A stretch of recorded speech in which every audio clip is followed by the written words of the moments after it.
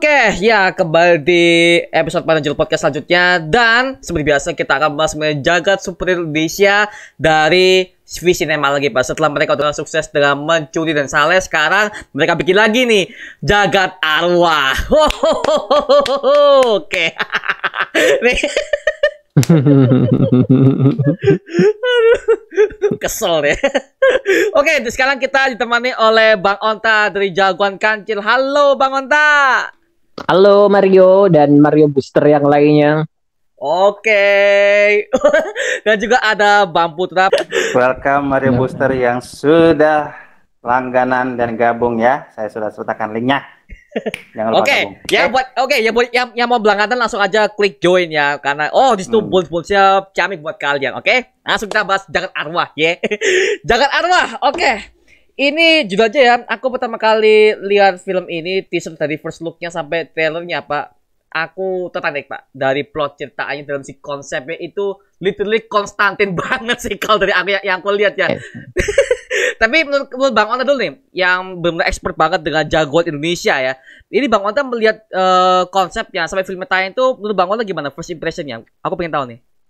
First impression dari zaman first look ya. Waktu first look itu aku sempat lihat di Instagram sebentar, aku sekedar sekilas. Oh oke, mereka mau bikin tentang dunia spiritual, masuk ke dunia lain. Aku mikirnya kayak orang-orang bunian atau apa gitu kan ya. Aku nggak ada kepikiran kalau tentang jagoan superhero dan yang lain.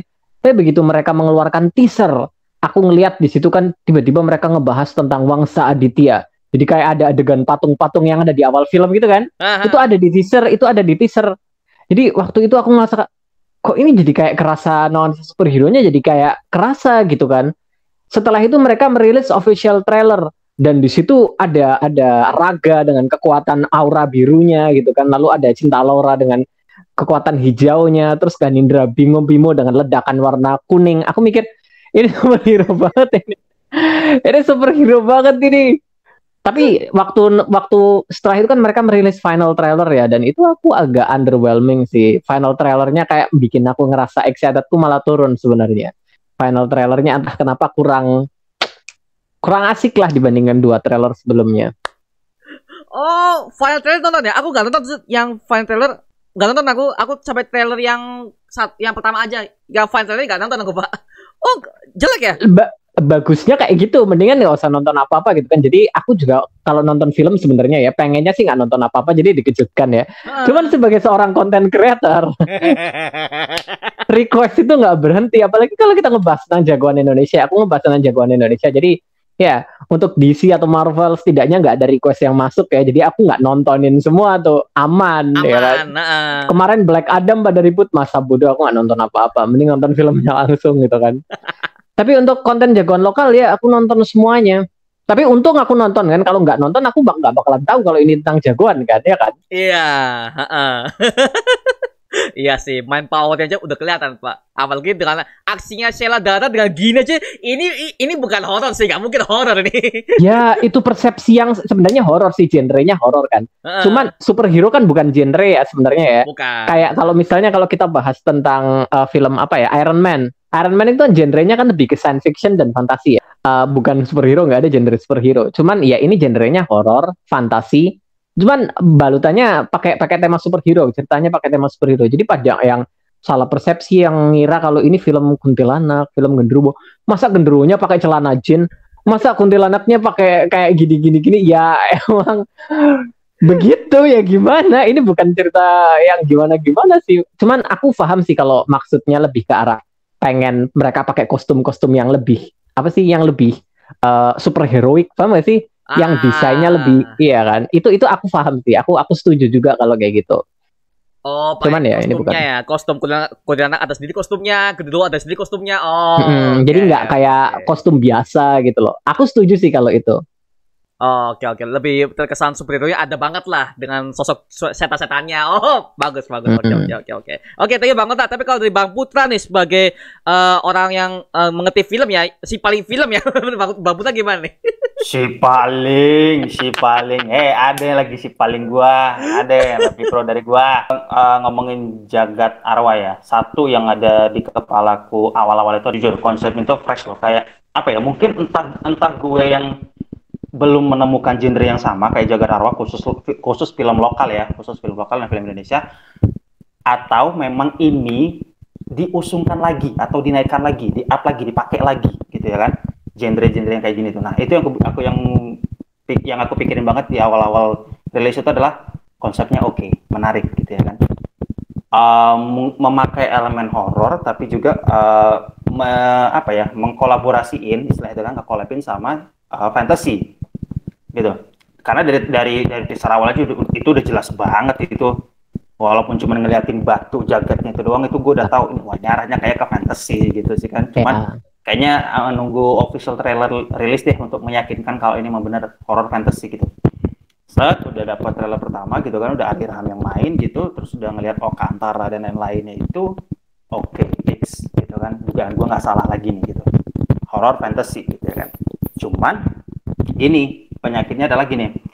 Mungkin nggak banyak ya yang suka dengan genre-genre fantasi selain yang dibuat sama Hollywood. Oke? Selain dibuat sama Hollywood, mungkin semua suka lah kayak Percy Jackson atau mungkin Narnia dan lain-lain, itu orang suka banget itu kan. Nah khusus untuk film lokal lagi-lagi, kalau buat gue pribadi ini konsepnya lagi-lagi fresh, tapi amat sangat disayang sih sebenarnya. Penggodokan ceritanya sih, nggak tahu kenapa gue di awal menarik tuh ya kan, kayak adegan demi adegannya di delivery enak, bagus, kita ngerti gitu kan, kayak wah ntar di abis di tengah ada apa lagi nih gitu, tiba-tiba majeleng gitu kan, pas udah masuk ke tengah-tengah, gua aja bisa main handphone, gua aja masih sempat balas WA gitu loh, balas chat, sementara gua biasanya kalau udah tertarik sama tuh film, udah kayak dibikin penasaran dari mulai menuju tengah sampai akhirnya menuju akhir, gua nggak ada main handphone sama sekali.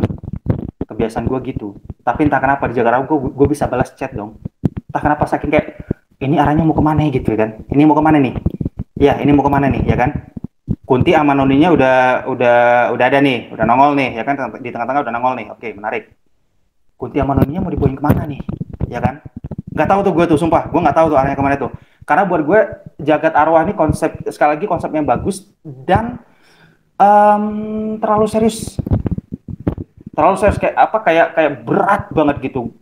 Mungkin nggak tahu ya, mungkin si penulisnya Mas Robin Adrian dan juga si satu lagi itu lupa gue namanya, padahal Julida tuh. Mereka mungkin sefilosofis itu kah orangnya, gue nggak tahu juga ya, tapi berasa aja gitu.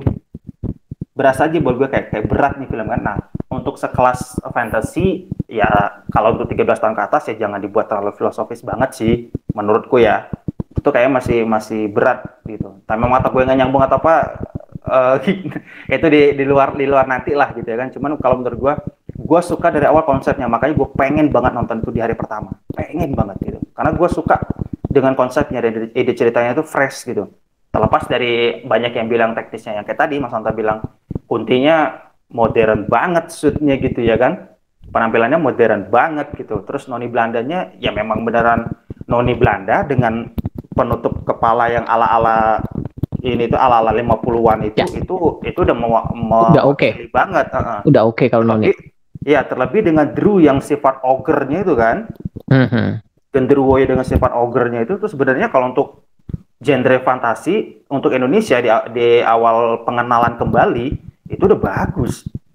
Secara teknik CGI itu udah bagus, mulus menurut gue gitu. Overall semuanya bagus ya. Overall bagus, kalau dari konsep bagus, visualnya bagus, dan gue kenapa mengapresiasi film ini karena berani. Sekali lagi karena berani. Di tengah Indonesia lagi bikin film horor misteri yang serius, yang mengedepankan elemen jump scare berikut dengan mitos-mitos yang bersifat mistikal itu ya. Mereka keluar dengan horror fantasy, itu menurutku berani loh, berani banget, sumpah itu berani banget. Makanya gue nggak ragu untuk nonton ini di awal, karena ke depan di bulan depan itu bakal ada film horor yang misteri lagi, bukan horror fantasy lagi, misteri lagi dan agak serius lagi gitu kan. Dan genre udah beda sama Jagat Arwah gitu. Nah ke depan aja dengan genre horor kayak gitu aja mereka ngelawanin ini di awal gitu kan, sebelum nanti entah mungkin dia mohon maaf tergerus sama film yang lain yang bakal rilis atau apa gitu. Cuman pesan gue di akhir ini adalah teman-teman kalau seandainya mau nonton Jagat Arwah, silahkan nonton di awal. Silahkan nonton di awal sekarang gitu. At least ya, kalian bisa lihat Ari Irham in the other side lah gitu. Di luar dari sisi dia yang jadi tuk-tuk, remaja yang romantis gitu kan. Sosok yang heroik di sini. Gitu. Oke. Thank you Bang Putra. Ya sih benar sih. Konsepnya semuanya masuk dari Kuntinya. Tapi Kuntinya, mohon maaf ya, gue tadi sama Kuntinya sih Pak. Sheila Dara di sini, entah kenapa dia lebih spotlight Pak di sini Pak. Anjir. Oke, mereka memasangkan Sheila Dara sebagai spotlightnya. Gue pengen tahu naskahnya seperti apa dan ternyata bagus ya. Bagus, tapi mohon maaf nih, kita disclaimer sih Pak. Kita kalau di podcast ini kita harus kasih spoiler warning buat kalian yang belum nonton film Jagat Arwah ini. So, buat kalian yang belum nonton dulu ya, karena film Jagat Arwah ini kalian diberikan tema horor dan supernatural dan fantasi yang jauh lebih epic. Sebelum kita mulai ke arah spoiler ya, buat kalian yang suka sama game-game RPG, anime, kan kayaknya bakalan lebih gampang buat suka ini ya nggak sih? Aku nonton ngerasa kayak gitu. Ini kayak lagi main game RPG ya. Ini berasa kayak anime banget ya. Yes. Terlebih buat kalian yang main Final Fantasy lah. Ya. Ya, Final Fantasy Kurlep. Kalau kalian main Final Fantasy, kalian langsung cepat buat ngikutin Jagat Arwah, beneran deh. Bener. Cuman kalau di film-film, kalau di genre-genre game RPG gitu kan kita dapetnya kayak ogre, terus apa banshee, terus siapa lagi biasanya kalau di itu ya kan. Kalau di sini ya digantikan dengan creature versi lokal, yaitu kuntilanak, genderuwo. Menurutku bagus, unik banget loh. Aku suka banget. Benar. Dan lagi ya kalau dari POV ku, setelah nonton trailer pertama Jagat Arwah tuh, gue langsung ke flashback di mana gue pernah nonton serialnya Joko Anwar yang tayang eksklusif di HBO. Apa itu? Tayang eksklusif di HBO, itu judulnya Half Worlds. Half Worlds itu adalah series bertemakan fantasi juga sih kalau menurut gue sih. Cuman karakternya itu hantu Indonesia banget. Contoh ya genderuwo. Genderuwo diperankan sama Reza Rahadian ya. Reza Rahadian di Half Worlds itu dia diperanin sama Reza Rahadian. Banaspati itu yang mainin si Alex Sabat. Oh iya. Banaspati. Terus kuntilanak Tara Basro ya. Tara Basro, ada juga Palasik. Kalau teman-teman tahu Palasik Kuyang. Kayak Kuyang gitu, itu diperanin sama Hana Al Rashid. Ada dua kan Kuyangnya, Palasiknya. Satu ada Hana Al Rashid, satu lagi lupa gua karakternya tuh. Cewek itu lupa gua. Nah, terus juga ada Aryo Bayu sebagai kayak kuncen para demons itu. Aryo Bayu, kayak Godfather penampilannya, tapi kuncen yang sangat luar biasa ya di series itu gitu kan. Judulnya Half Worlds. Lama, itu sama ya? Itu yang bikin Joko Anwar. Udah lama. Tahun 2015-an kalau nggak salah. Jauh sebelum Gundala. Iya, jauh sebelum Gundala itu. Dan semoga di HBO masih ada sih di beberapa kanalnya ya, kayak HBO Go, HBO Asia. Semoga ya, karena buat gua itu series fantasy yang my god, sangat berani ya. Ya, aku akhirnya meyakini Bang Jokan. Di situ gue mulai makin ngefans gue sama dia tuh sumpah. Menurutku Jagat Arwah bakalan lebih asik banget kalau misalnya dia lebih ditargetkan untuk remaja kali ya. Maksudnya nggak terlalu berat ke filosofis dan segala macam, kayaknya lebih asik ke arah sana sih.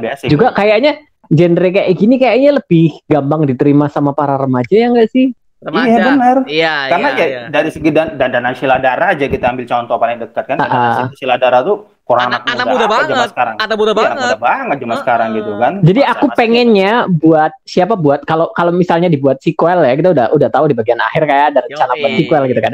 Kalau misalnya dibuat sequel, kalau misalnya dibuat sequel dan ada siapa tahu ada hantu-hantu baru gitu kan. Kita masih belum ada. Siapa tahu ada buto hijau, ada tuyul gitu kan. Bayangin ada bocil yang dijadikan tuyul. Itu kayaknya lucu tuh. Itu aku pengennya sih mereka mulai bawa aktor-aktor remaja gitu kan. Soalnya biar penggemar-penggemarnya mereka juga kayak Mencuri Raden Saleh. Mencuri Raden Saleh kan didominasi sama aktor-aktor remaja yang lagi naik daun kan. Dan mereka terbukti lebih gampang nerima buat genre-genre yang lebih menantang seperti ini gitu loh. Ya. Jadi kalau misalnya mereka bawa-bawa aktor-aktor remaja gitu ke sini, bawa-bawa penggemar mereka, aku yakin penggemar-penggemar mereka lebih gampang buat nerima genre-genre terutama yang fantasi kayak gini.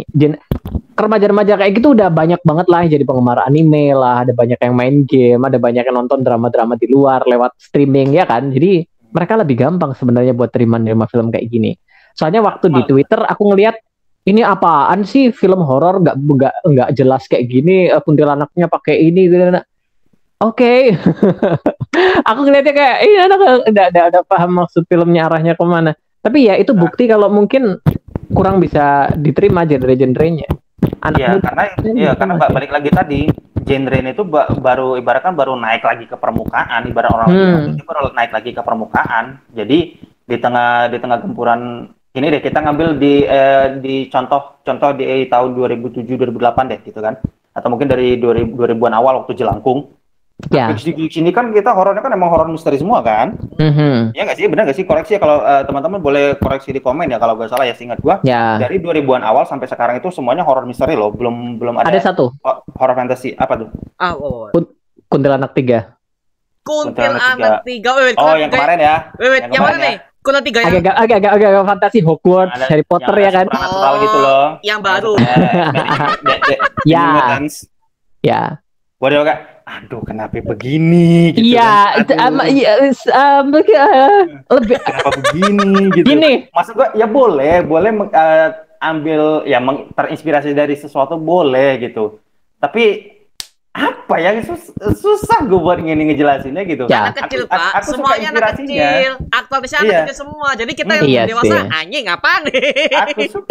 Sebenarnya lucu-lucu juga sih, cuman mungkin ya kurang menurutku kurang. Buat kalian-kalian yang selalu mikir kenapa sih kok Bang Jagoan Kancil ini tiap kali review selalu reviewnya bagus?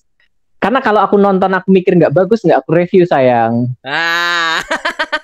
Ya, ada banyak kok film-film bertemakan jagoan yang nggak aku review di channel ya. Kenapa? Karena aku kurang suka begitu loh. Bukan karena reviewnya bagus semua bayaran nih, enggak. Soalnya gini loh. Aku ngerasa kalau misalnya aku nggak suka, aku nggak mau ngabisin waktu buat nge-review. Ini ada banyak banget komik-komik yang belum direview, nunggu antri gitu kan, daripada aku habisin waktu dan energi buat nge-review sesuatu yang aku nggak suka, dan juga daripada aku melontarkan ketidaksukaanku kepada para subscriber, ngikut nyaranin mereka kalau film ini jelek gitu. Aku jadi kerasa kayak ada sesuatu yang ganjel gitu loh. Aku kayak kurang suka kayak gitu, paham gak sih? Jadi memang aku sengaja, ya nggak apa-apa kalau orang lain bebas gitu kan, mau bikin review yang mereka nggak suka pun bebas. Cuman aku pribadi prinsipnya memang sengaja nggak kayak gitu. Banyak banget tuh yang komen-komen kayak gitu kan. Dikira ini Pak, penyakitnya sama kayak Bang Jafar juga sama lu, dikira bayaran anjir. Gitu paling gila. Aduh, kampret lah. Gue ngerti sih ada referensi yang teman-teman dapetin ketika mau nonton besoknya mau nonton apa gitu kan, dan udah tahu kayak ini ada sama kayak gini, ya wajar. Referensi itu nggak mungkin bisa lepas lah, pasti kalian nanti bakal akan ada comparing dari satu materi ke materi lain gitu. Cuman buatku pribadi sih gini, ketika kalian udah tahu nih konten atau nih film gitu kan, ini konsepnya begini dan lo suka, gas aja. Waktu untuk mengcompare itu akan ada ketika lo udah nonton beneran full 1 jam 40 menit misalkan.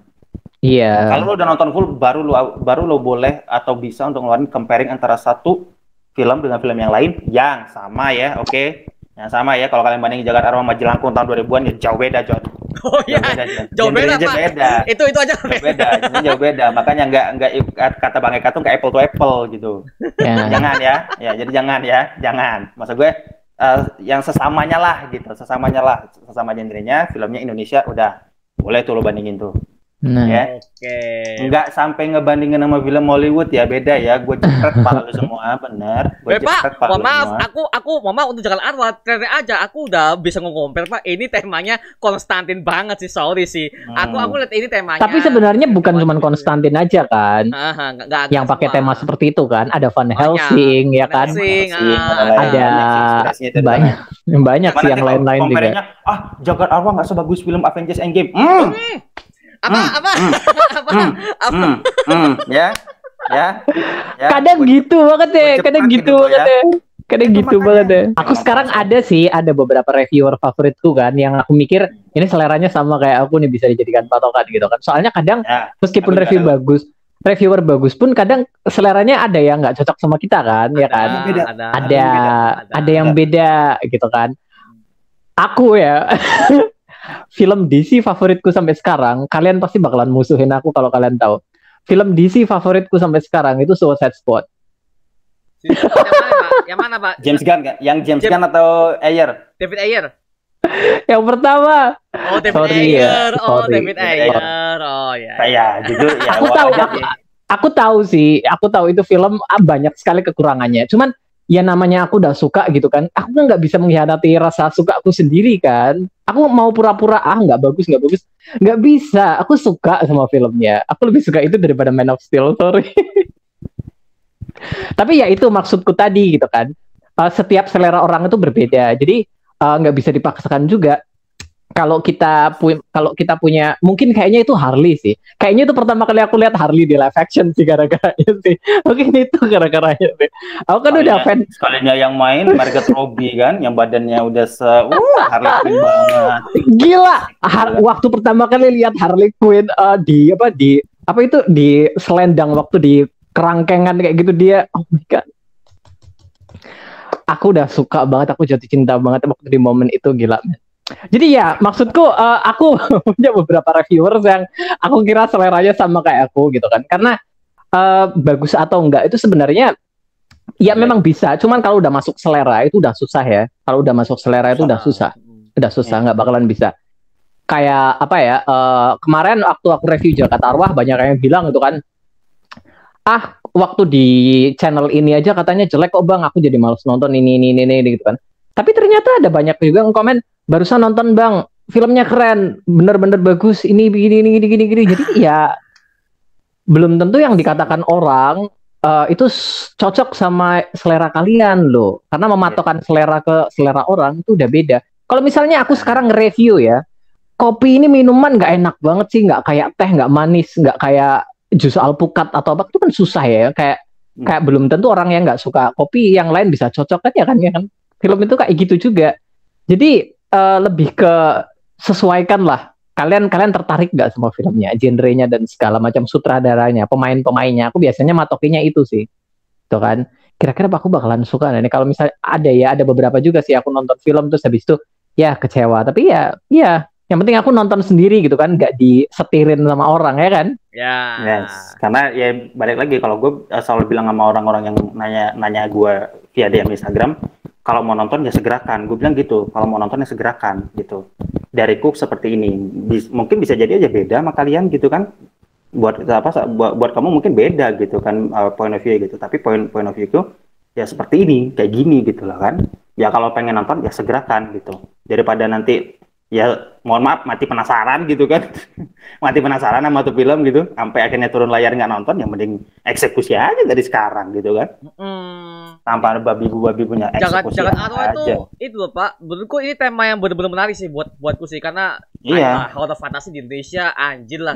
Bagus sih Pak, kalau menurutku ya. Udah nggak ada loh bagus yang sih. sebagus ini teknisnya, ya kan? Teknisnya sebagus ini tuh udah mulai jarang lagi loh. Nah sekarang udah mulai keluar gitu. Setelah keluarnya Jagat Arwah tuh udah mulai lagi digencarin lagi gitu. At least gini deh, untuk skala opening not bad sebenarnya. Terus skala opening not bad gitu. Karena ya mungkin di awal cuma mau ngenalin karakternya dulu lah gitu kan. Nyari Irham siapa sih, Raga nih sebenarnya backgroundnya apa sih gitu kan. Bapaknya tuh siapa sih gitu. Terus dia bisa kenal sama Pak Leknya ini gimana sih gitu kan. Pak Leknya ini salah satu apa sih gitu. Terus Noni Belanda ini sebenarnya pengikut dari zaman kapan sih gitu kan. Apa dari zaman Megalitikum atau apa gitu. Nah, gitu gitu kan. banget, Nah, Pak. terus Kunti ini motivasinya apa sih gitu kan. Nah, Weh, Pak, Drew. Pak. Aku mau tanya, Pak. Untuk Kunti motifnya apa ya? Karena aku udah lihat di awalnya kok dia tiba-tiba menyukai si Raga. Wah, gitu apakah dia Ya, itu kenapa? ini memang salah satu hal yang kekurangan yang menurutku mereka sengaja sih. Karena buat menceritakan background masing-masing karakter pasti butuh banyak waktu kan. Ya kan, background masing-masing. Mereka mungkin memutuskan untuk lebih fokus ke Raga karena Raga ini tokoh utamanya, karena mereka yang lain cuma pendamping aja gitu kan. Ya kan, jadi fokusnya kayaknya kayak gitu. Mereka nggak punya waktu. Tapi kita dikasih tips sedikit-sedikit tentang siapa itu Noni. Noni sudah menemani dari Aditya ketiga, ya kan. Siapa itu Drew itu nemenin bapaknya. Lalu siapa itu si Kunti itu punya pacar dulu yang wajahnya mirip sama Raga. Oh, mirip. Oh, alah. Aku ingetnya kayak gitu sih, antara mirip atau titisan atau apa aku kurang paham sih. Cuman aku ngertinya sih mirip sih. Aku wajahnya mirip sama Raga. Jadi dia udah menunggu sekian lama untuk kedatangan makhluk ini. Oh, alah. Makanya. Tapi lucu banget tau kuntilanaknya bener-bener baperan gitu. Bapak. Gua nggak pernah melihat, Pak. Gua nggak pernah lihat setan ya segitunya. Dia malu-malu kucing gitu kan. Ya, aku sih nggak apa-apa sendirian ya. Kalau misalnya aku takut ganggu kamu aja gitu. Kasih kode gitu kali kita coba ya, nggak mungkin Pak gitu Pak. Tapi Pak, Sheila Dara itu naskahnya bagus sih, dalam arti dia pendekatan dia dengan Raga itu pelan-pelan, kayak langsung enggak pelan-pelan. Oke, ada development nih, bagus. Yang goib menyukai orang yang di dunia nyata gitu kan, itu kan unik kan. Ada sih. Iya, itu kan unik. Tapi ya itu tadi sih, karakter pendampingnya itu justru malah yang seakan terlupakan ya kalau kita ngeliat hasil filmnya, kayak seakan terlupakan gitu ya kan. Ya karena tadi si Kunti juga dijelasinnya minim banget. Noni Belanda juga minim gitu kan. Nggak diceritakan dulu dari pengikut dia dari zaman Bahla sampai sekarang tuh ada nggak sih yang berkhianat gitu kan, atau mungkin apalah gitu. Pokoknya intinya masih dangkal lah. Untuk sekelas Drew aja gitu, itu Drew aja tuh memang benar-benar dikenalin kayak gua masih ada sesepuhnya loh gitu kan. Gue mengikuti dari zaman dari bapak lo gitu kan, dari bapaknya Raga nih gitu. Gue udah jadi bodyguard yang amat sangat setia gitu kan untuk keturunan Aditya gitu. Nah cuman dari kesekian keturunan Aditya itu ya ada yang ini nggak sih, ada yang berbeda nggak sih gitu kan. Nah kayak gitu. Dan emang temunya ya justru malah di anaknya yang beda gitu kan. Tapi balik lagi, Drew asal muasalnya dari mana itu nggak tahu gitu loh kan. Jadi kayak cuma pengikut Aditya ke-7 deh gitu.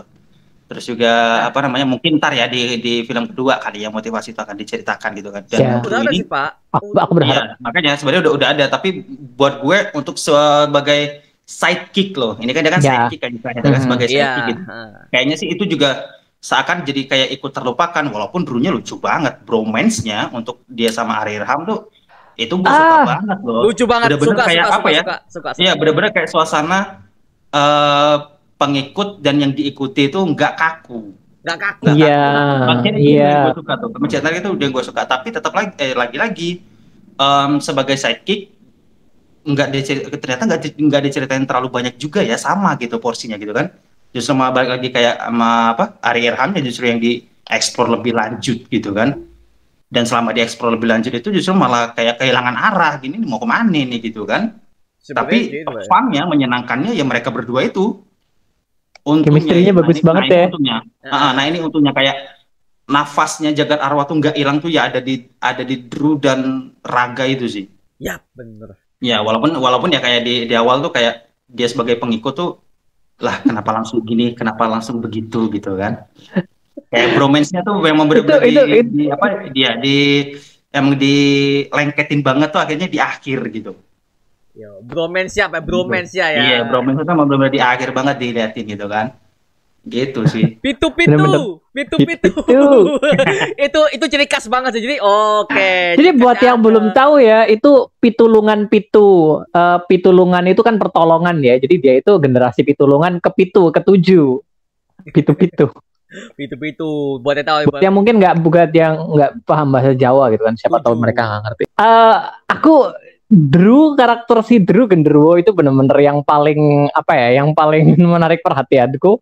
Karena begitu, iya aku udah bilang di reviewku kan, begitu mereka mengeluarkan karakter kuntilanak, genderuwo, noni Belanda dengan masing-masing memiliki kekuatan superpower yang sendiri-sendiri kan.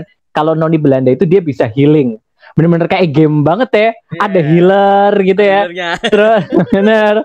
Terus kalau Drew Genderuwo itu lebih kayak tank ya. Drung gitu kan. Dia lebih kayak tank kekuatan. Sementara kuntilanaknya itu telekinesis. Jadi ya aku langsung pick and choose kan. Aku suka ini sama yang mana, kayaknya aku suka Drew. Waktu pertama kali Drew diperkenalkan gitu.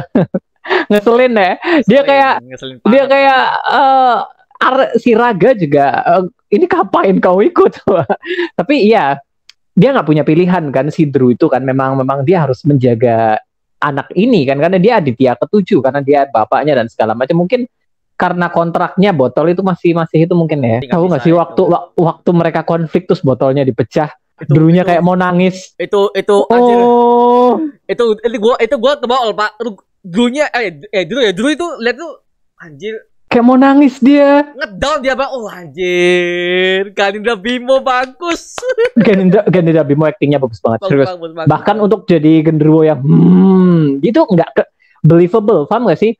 Untuk acting se-absurd itu, untuk karakter yang se-absurd itu, dia bisa believable itu susah. Jadi ya, actingnya mantep banget. Ganindra Bimo mantep banget. Plus ada yang bilang itu dipakein latex dan segala macam. Ada yang bilang makeup ke badan itu kalau dilepas itu agak sakit ya. Dia pakainya sebadan dong. Sebadan loh, Pak. Itu bukan loh. Dan di antara semua arwah Pak, cuma dulu doang yang formnya lengkap. 3 dia punya. Iya. Cuma dia doang, Pak. Genderuwo raksasa gitu kan, terus jadi setengah manusia, terus habis itu kalau One Piece ibaratnya ya. Zoan full ya kan, Zoan setengah, habis itu manusia wujudnya kayak gitu kan. Cuma aku ngerasa Drew ini lebih kayak lebih kayak bocah ya. Drew itu lebih kayak bocah. Meskipun dia lebih kayak kekuatannya kayak abang-abang gitu kan, kayak paling kuat di antara mereka. Tapi secara karakter dia lebih bocah banget di antara mereka. Dia paling bocah. Kalau dijajarin sama noni Belanda, sama Kunti gitu kan, Drew itu yang sifatnya paling bocah banget, kayak paling iseng, paling nakal, paling ya, Hulk lah. Hulk waktu dia belum bisa join sama Bruce Banner, sebocah apa dia yang cuma taunya ngancur-ngancurin doang kan. Nah, itu yang gue rasain ketika ngeliat karakter Drew. Oh gitu orc gitu. Raksasa sebenarnya, walaupun penjelmaannya akhirnya berubah wujud jadi manusia atau justru malah berisi banget gitu, Ganindra Bimo banget badannya gitu kan. Tapi di sisi lain dia itu pengikut yang nggak kenal gue nggak tahu background lo apa, yang penting kalau lo macam-macam sama Aditya, keturunan Aditya, gue hancurin lo kayak gitulah. Nah sama kayak Hulk gitu kan, kalau dia udah marah pokoknya dia ngelihat ya orang aneh lah gitu kan, istilahnya musuh lah gitu, yang nggak pandang bulu, bantai gitu. Nah itu yang terjadi sama Drew waktu gue nonton itu kan. Wah ini sih kayak Hulk waktu awal-awal sih, bocah banget, apalagi di Ragnarok tuh kelihatan tuh bocahnya tuh di Ragnarok. Di Ragnarok. Iya. Itu yang gue lihat ketika pas sama Drew itu kan, makanya ayahnya bilang Drew kan mau bantu, tapi kan disuruh masuk lagi kan karena dia tahu tangannya masih sakit gitu kan, karena itu bakal ya berimbasnya sama dia juga gitu. Belum tentu dia nanti pas dia berantem di rumah tua itu justru malah si Drew-nya baik-baik aja gitu kan, enggak gitu. Kayaknya emang si bokapnya tuh udah tahu lah. Dia tuh udah tahu lah, gue bisa ngadepin ini sendiri, hidup mati pokoknya gue ngadepin sendiri gitu. Ternyata di ujung plot twistnya juga cukup menarik gitu. Plot twist Plot twist di belakang itu cukup menarik. Sebenarnya sih aku udah agak sedikit ketara di bagian pertengahan film waktu mereka melawan siapa itu di tengah hutan gitu kan ya. Ada habis itu siapa karakter siapa namanya? Itu siapa? Ya. Gua ingat aktornya malah lagi tuh. Oka Antara jadi siapa? Pak Jaya. Ya itu waktu Muhammad Khan kayak gitu di itu kan aura item-itemnya, hollow-nya itu diambil kan sama Pak Le Jaya kan. Habis itu diisep dong. Aku kayak ini ada yang aneh dah sih. Kenapa kekuatan jahatnya bapaknya dimasukin ke botol kan? Iya kan, bapaknya itu bapaknya masukin aura itu dimasukin ke botol, disegel. Kalau ini diisep dong. Jadi aku kayak Nama dia kayak disimpan dalam kanuraganya lah gitu kan. iya, aku kayak ini kayaknya bakalan dia nggak sih musuhnya? Aku agak-agak mikir ke sana waktu di awal-awal gitu kan. Iya, Dan karena nggak ada karakter lain kan yang diperkenalkan untuk ya main villain kan nggak ada gitu. iya, Makanya di awal tuh di apa bukan di awal di pertengahan yang tadi itu juga tuh gue udah mulai jangkal itu villainnya mana gitu kan. iya. Yang kayak Kita cuma ngelihat sosok bertudung yang ngambil bapaknya itu kan bayangannya Raga doang ya. Waktu itu kan di imajinasinya, karena waktu Raga keluar tiba-tiba bapaknya udah dalam wujud jenazah lagi dibangun sama orang-orang. Kayaknya itu mungkin itu nggak sih orang sosok Grim Reaper. Grim Reaper ya kayak itu ya. Itu Grim Reaper kayaknya sih yang ngambil bapaknya itu sih. Itu bagus loh Pak. Itu beli dulu. Itu buat gue beli anjir. Merinding dong. Suaranya aktor siapa namanya? Itu kan main di Pengabdi Setan ya, yang jadi ustaz apa nama itu? Kiki Narendra. Kiki Dia main di Narendra. Gundala juga. Kiki Ya. Narendra akhir-akhir filmnya banyak banget ya. Baik banget Pak. By project dia. Aku lihatnya Kiki Narendra lagi. Akhir-akhir ini. pertarungan aja dia tuh. Ya, banyak banget akhir-akhir ini.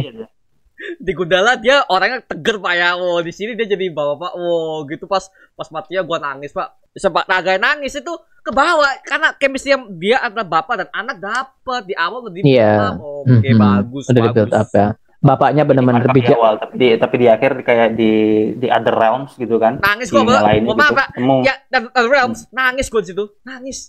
Gua nangis di situ anjir. Gua doang yang nangis di situ. Keterikatan bokap ya gitu. Gua nangis. Bapaknya bijak banget sih. Kayak Raganya bilang ini itu. Dianya itu bukan kamu yang ngomong. Aduh, iya bener itu emosi yang ngomong. Itu bukan dia yang ngomong. Dia bener-bener bijaksana banget loh. Aku suka banget sama tipe-tipe karakternya kayak gitu. Tapi Bang Ota gimana? Nangis kan situ? Kalau gua nangis banget situ. Aku enggak dong. Enggak. Aku momen paling sedih di film adalah saat botolnya Drew dihancurkan sama Raga. Terus mukanya Drew kayak nggak percaya, nengok ke Kunti, nengok ke Noni Belanda kayak pengen dibelain gitu. Lihat tuh, masa dia ngajurin kayak pengen dibelain gitu. Ya Allah. Aduh. Mukanya kan Bimo tuh bisa lepas dari dia garang jadi hopeless nih anjir. Bagus. Top up ya. Kan Bimo bagus, Pak. Itu di situ tuh kelihatan tuh kayak segimana bocahnya seorang Drew gitu kan. Iya. Itu depannya dipecahin botol tuh sebenarnya itu pun sebenarnya dia diceritanya kan dia kayak ngetes. Pecahin aja lah gitu kan. Iya, lebih ke kayak gitu nantang doang, nantang kosong doang. Kan. Ternyata nantang Raga. Soalnya dia marah sih, memang bener sih. Harusnya si Drew ini bisa ngelindungin bapaknya. Technically ya.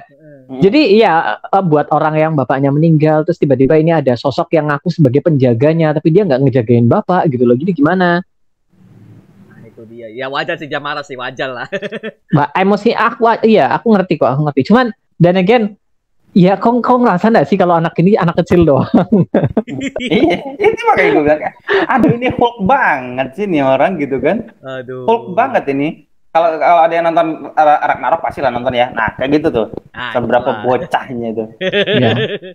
Malah dimarahin, dibentak gitu kan, dipecah, diusir. Ya Allah, kasihan banget. Dari doang sih. Ari ini itu Pak, fisiknya itu mohon maaf ya di Mencuri dan Salah di berbagai macam film lain itu tampan ya. Di sini itu berubah anjir bagus. Jangan salah dia genderuwo paling tampan di sini. Makanya kita harus kasih kredit lah buat Khalid Bimo sukses jadi genderuwo karena semua sifat uniknya tuh ada. Dia manggil pitu itu aja tuh. Oh, itu udah ikonik Pak anjir. Naskahnya sih lumayan. Cuma lagi-lagi ya Pak. Lagi-lagi ini kekurangannya juga menurutku ganggu banget sih. Masih gak sih yang adegan ketika si Raga sama si Kunti pertama kali mereka ketemu? Si Kunti ya. Dalam wujud setannya tuh ngomong nggak jelas Pak itu. Ya. Aku lupa lagi adegan itu. Ya. Aku kayak sebenarnya suaranya pengen dibikin kayak gaung-gaung misterius gitu. Kita nggak jadi kedengeran tuh dia ngomong apa. Sebenarnya sih ya. Sama. Di film apa lagi ya? Di film mungkin Mencuri dan Salah kalau ada beberapa adegan yang aku mikir suaranya kurang kedengaran, tapi dan again ada teksnya. Nah, terbantu itu.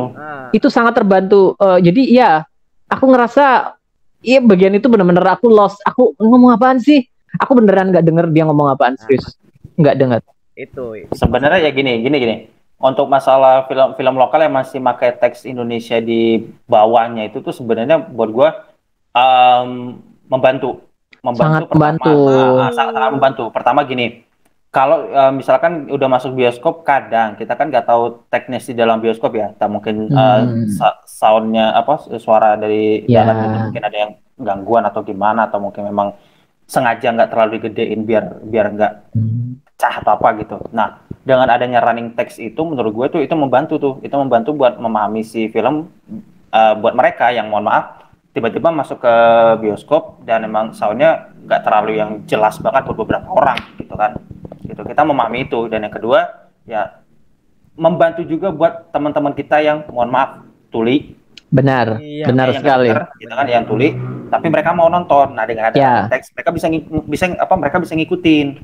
Benar. Visual mereka pun pasti akan bakal memanjakan mereka gitu kan. Dan di adegan demi adegan tuh kayak mereka udah mengimajinasikan suaranya kayak gini nih gitu kan. Walaupun mereka keterbatasan untuk mendengar secara real gitu kan. Tapi kan ya setidaknya tahu lah ceritanya seperti apa. Imajinasi mereka kan jalan ya. Mereka kan akan mendengarkan seperti apa kan. Waktu film Gundala juga aku ingat ada yang request ke Bang Joko Anwar waktu itu ya, dan dia ada teksnya waktu Gundala akhirnya dimasukin. Itu membantu banget. Nah makanya buat mungkin beberapa filmmaker sebenarnya nggak masalah juga sih mau naruh subtitle Indonesia di bawahnya atau ada running text di bawahnya tuh sebenarnya nggak apa-apa banget gitu loh, karena ya membantu, hopefully memang benar-benar membantu banget khususnya buat teman-teman kita yang ya tadi ya mohon maaf nggak bisa dengar atau apa gitu. Jadi ya aku denger kalau Jagat Arwah sebenarnya ada ya?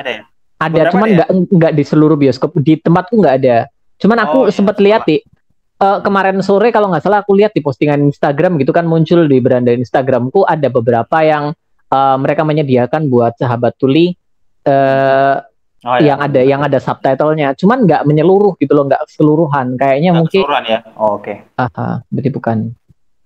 Jadi itu ngebantu tuh buat yang tadi tuh kayak apa sih Kunti sama Raga ngomong apa kan kita tahu ya, bahasanya bahasa slang gitu kan. Ya. Ngomong apa nggak jelas Pak, gue kayak anjir ngomong apa sih. Kunti juga lagi-lagi editingnya, aduh sound design ini gimana sih. Lagi-lagi inilah penyakit film Indonesia selalu gini, back sound terlalu tinggi. Ngomong apa nggak jelas Pak. Gak tau lah.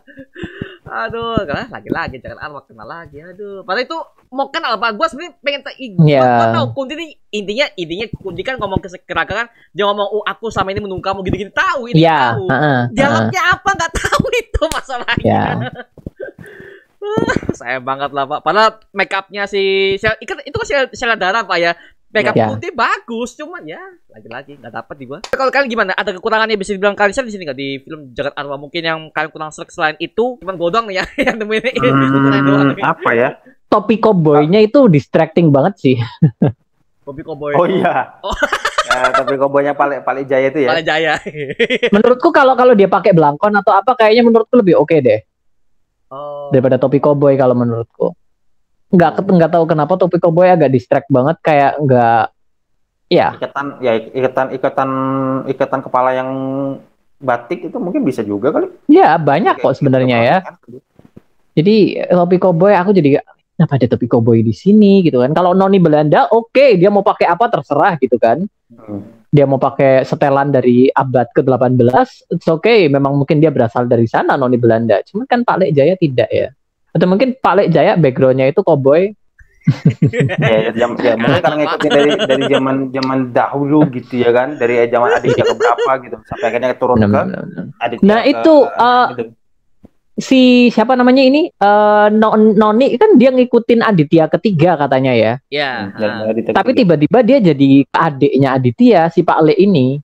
Berarti dia agak ada momen di mana dia memisahkan diri gitu ya. Dia mungkin ya dia ikut sama Pak Pale Jaya itu setelah Aditya ketiga kalau nggak salah ya. Berarti mungkin setelah yang ketiga itu wafat, mungkin dia kurang cocok sama yang keempat, mungkin ada itu konflik background. kayak mungkin ada konflik kayak Drew, ya kan? Background itu yang gak diceritain, background Tapi- itu yang gak diceritain. Tapi dia nggak langsung pergi antah berantah kemana, tapi Iya, dia enggak. ke Pak Leknya, ke adeknya. Mungkin si Jaya, Pak si Leknya, Jaya itu. mungkin setelah konflik sama itu mungkin bukan Jayanya sih, mungkin lebih ke keluarga adeknya. Jadi turun temurun ke keluarga adek, bukan ke Adityanya. Jayanya aja gitu. Mungkin ke kakeknya si Jaya atau siapa gitu kan. Mungkin dari keluarga-keluarga gitu. Ngelihat silsilah keluarga dari si Jaya itu ya sebuah keluarga yang mempercayai dunia supranatural gitu kan, supranatural.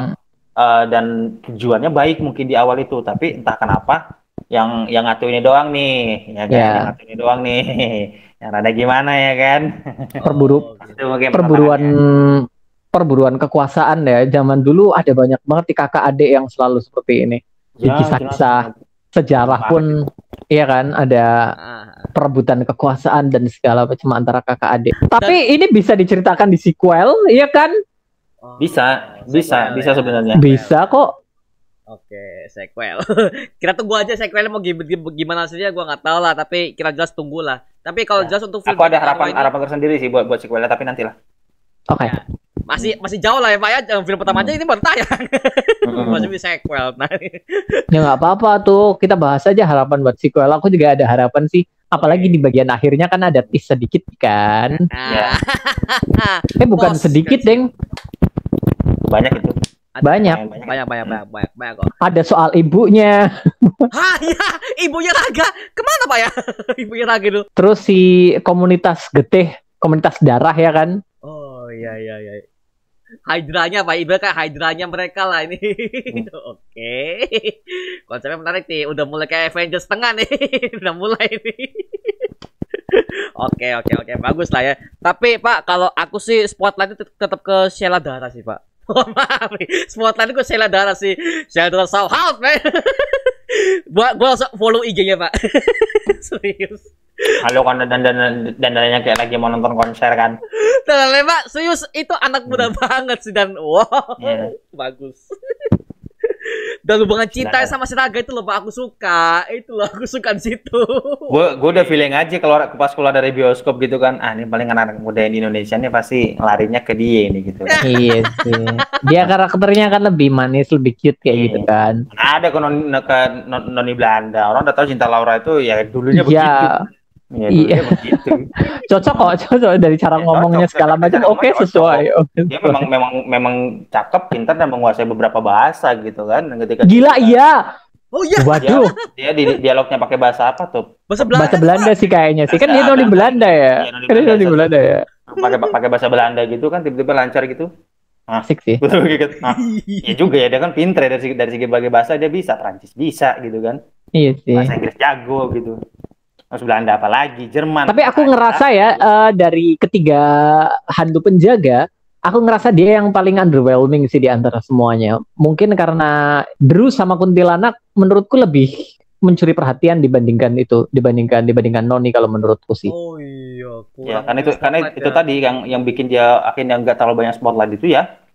Ya itu tadi sebagai karakter tersier atau karakter ketiga nggak ada explore lebih lanjut gitu. Ya, padahal bisa banget loh, apalagi momen pengkhianatan dari Pak Lek Jaya, ya kan? Iya, at least dia cerita lah kenapa di mobil itu kan ya, tempat dia latihan kan nggak deket kan gitu kan. Iya. Dan itu ya ada satu momen yang aku sesalkan. Momen pengkhianatan Pak Lek Jaya itu hanya di-reveal kepada Raga. Sementara saat itu Noni Belanda sedang ada di sebuah dunia Hollow, ya kan? Dia sedang terperangkap di situ ya. Jadi kita waktu dia keluar, dia tiba-tiba udah ngelihat si Raga ini lagi diserang sama Pak Lek. Jadi dia udah tahu, oh Pak Lek Jaya pengkhianat gini. Padahal aku ya pengen ada ngerasain momen keterkejutannya dia. Aku sedang dihianati gitu kan. Padahal itu menarik banget kalau dikasih lihat kan sebenarnya. Mungkin bisa Kunti aja yang diperangkap di sana. Habis itu si Raga lagi sama ini Pak Lek, terus tiba-tiba Noni dihianati juga, habis itu Noni langsung dikirim ke sana juga ke tempat, iya kan? Aku agak menyayangkan si momen itu nggak ada, padahal kan Noni bisa dibilang pengikutnya yang setia kan, tapi dihianati gitu loh. Oh iya, aku setuju Pak, kalau misalkan si Kunti dijebak di situ, pas Palijaya udah dikalahkan ya, di akhir Raga nyelamatin si Kunti biar momen yang mereka romantisnya dapet. Itu nggak perlu sih. Kalau aku ya itu. Ya. Sampai sekarang kan yang jadi pertanyaan kita kan Kunti umurnya berapa ya kalau di Itu CGI gitu kan. masalahnya. Umurnya berapa ya? Umurnya berapa ya gitu Dia kan. ngomong dari lahir, Pak. Aku tunggu kamu dari lahir, anjing. Dari lahir. Aku lihat kamu belajar berdiri. Waduh. Ngeri ya, ngeri banget sih Apa itu. jangan-jangan gitu kan. Ya masa iya dia sidekick emaknya gitu. Mamanya Sopo gitu kan. Iya, Apa aku nih? ngerasa juga gitu sih. Soalnya kalau genderuwo jelas dia punyanya si bapaknya. Kalau Iya. Noni dia punya pamannya. Sementara Kunti ini out of nowhere gitu, tiba-tiba dia muncul gitu loh. Terus Iya. tiba-tiba dia bilang, aku udah merhatiin kamu sejak kecil loh, waktu kamu belajar jalan loh. Ya, Apa jangan-jangan nggak gini? Mungkin mamanya punya sidekick gitu Iya, kan. mungkin. Atau ya bukan kayak gitu. Terus mamanya Kunti nih gitu kan yang ngelindungin dia dari mulai dia kecil sampai gede lah gitu kan. Akhirnya nurun temurun istilahnya gitu kan. Cuman Kunti ini katakanlah lebih dulu. Kayak itu kan lebih enak jelas gitu ya kan. ya. Jadi ujuk-ujuk udah merhatiin dia dari Raganya juga kenapa nggak tanya sih? Kenapa dia lebih ke kayak masa bodoh gitu kan? Ya udah nggak apa-apa, yang penting kamu suka aku. Bodoh lah. Kok Raga kayak ya memunculkan itu Tapi sama gue lah ya. hubungan manusia sama hantu kayak gini sebenarnya di Indonesia udah klasik banget kan. Ada. Kita dari zaman dulu udah kenal sama film dan juga sinetron Si Manis Jembatan Ancol. Ya.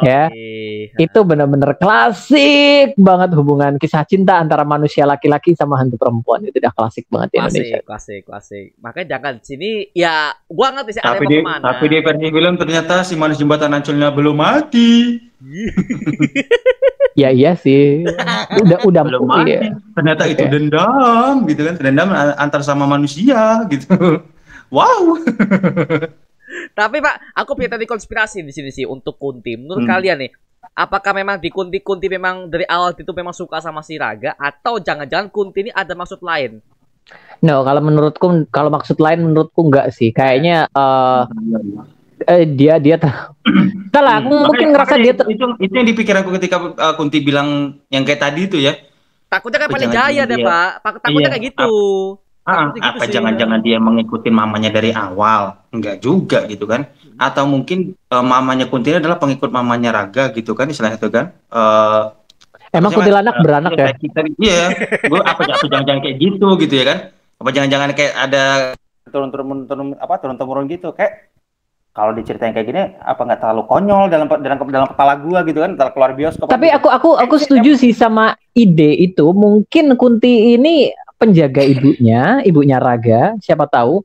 Mungkin ibunya Raga akhirnya pergi kemana, akhirnya dia nitipin bayinya Raga buat Kunti dijaga. Itu lebih make sense sih. Iya, dan dia memang dia memang ngikutin perkembangan itu kayak dari jauh gitu loh. Benar-benar nggak dari itu. Kayak terlalu dekat banget ya, karena kan bokapnya ya tahu sendiri lah ya bokapnya ya kan. Bokapnya seperti apa gitu. Walaupun Bokapnya juga aku yakin tahu sih ada Kunti di situ sih, tahu sih. Cuman nggak ganggu, jadi dia oke. Bapaknya memang bijaksana banget sih. Itu aktornya bagus sih Pak, dia bisa menekan apa aja bisa. Di Gundala beda loh Pak, di Gundala itu ya bantu si Pati kan buat preman pasar tuh, wow bukannya gini. Di sini bijaksana banget, wise man banget anjir. Bagus naskahnya ya. Aditya ke-6 makanya, tapi aku agak sedikit miss Pak untuk adik ketujuh. Kenapa dia ketujuh? Why harus Pitu? Ketujuh ini adalah gila terhebat lah. 1, 2, 3 sampai 6 nih berarti lemah semua dong kalau gini caranya. Kalau 7 yang aneh terhebat itu maksudnya kok miss naskah banget. Ini kan gimana? Ini apakah gue yang kelewatan atau gimana? Dia bilang bukan terakhir sih, tapi dia bilang generasi yang terkuat katanya. Katanya itu ada dalam sebuah ramalan. Katanya generasi yang ketujuh adalah sebenarnya ini loh. Ini buat kalian yang tahu tentang legenda Joyoboyo. Ya, legenda Satria. Ya, legenda Satria Piningit ya. Jadi Joyoboyo itu membuat sebuah ramalan tentang Satrio Piningit, dan di situ ada 7 Satrio Piningit. Yang pertama sampai ke yang 7, dan yang ke-7 ini memang dibilang sebagai yang terkuat di antara yang semuanya, yang akan membawa Indonesia ke Nusantara saat itu, yang akan membawa Nusantara ke era keemasannya gitu loh. Jadi ada jaraknya 1, 2, 3, 4, 5 sampai 7. Itu yang ke-7 itu memang yang paling puncaknya. Jadi mungkin inspirasinya dari sana. Yang bukan berarti yang 1 sampai ke 6 lemah. Kan bapaknya kita tahu banget bapaknya nggak lemah. Mungkin karena umur tua aja kali. Karena juga dia kan dihianati ya. sebenarnya kan dihianati kan, dia diserang dari belakang kan. Orang yang dia percayai bakalan ngebantu tiba-tiba nyerang dari belakang. Jadi itu mungkin momen kekalahannya di situ. Tapi bukan berarti mereka lemah juga. Cuman memang dalam ramalan yang ketujuh ini memang yang punya potensi paling besar. Tapi aku mikir si Raga ini kayaknya belum sampai ke arah sana. Maksudnya dia lebih ke punya potensi kekuatan yang paling besar. Cuman menurutku dia belum mengembangkan semua kekuatannya. Menurutku sih yang kita lihat bahkan sampai akhir film menurutku itu belum puncaknya sih. Soalnya dia baru belajar kan, belajar kan. Baru belajar. Oke. Bagus. Apalagi Pak, Bang Ota masih ingat gak sih yang di adegan final CGI-nya ketika buka portal itu mulus loh Pak.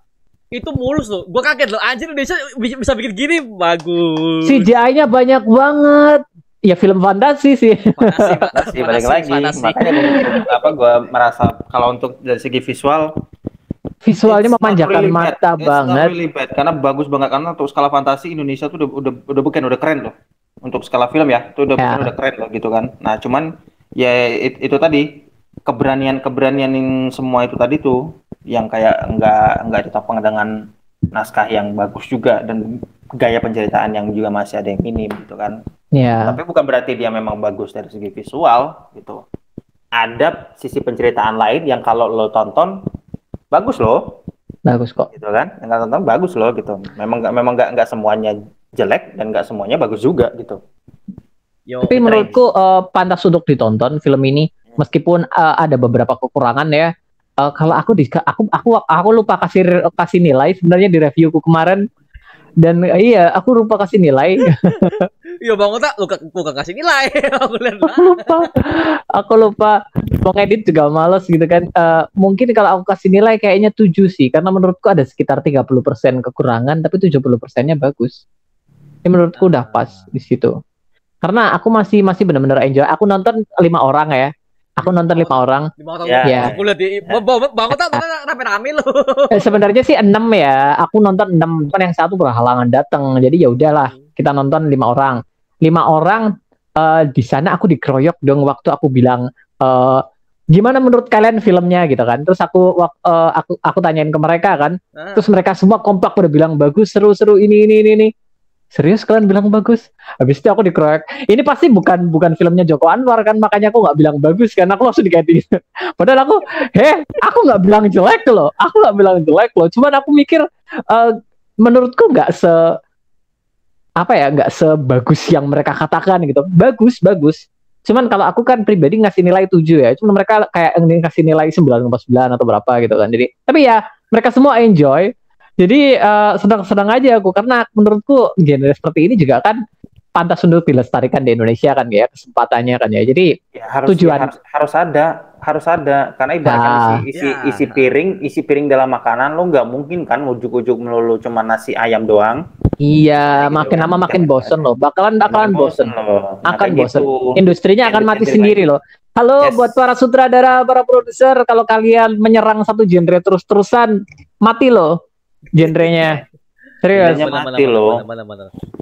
Namanya industri kreatif, harus kreatif. Iya, makanya aku ajak teman-temanku kemarin karena aku pengen cari pendapat yang lain juga sebelum aku review gitu kan.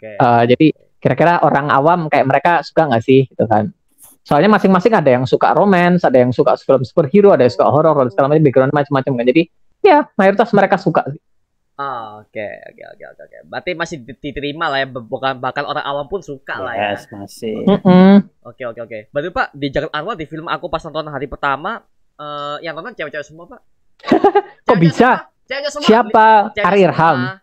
Iya, nggak tahu mereka nontonnya. Pokoknya cewek-cewek, cowoknya cuma dikit, cowoknya cuma 3-4 orang satu teater.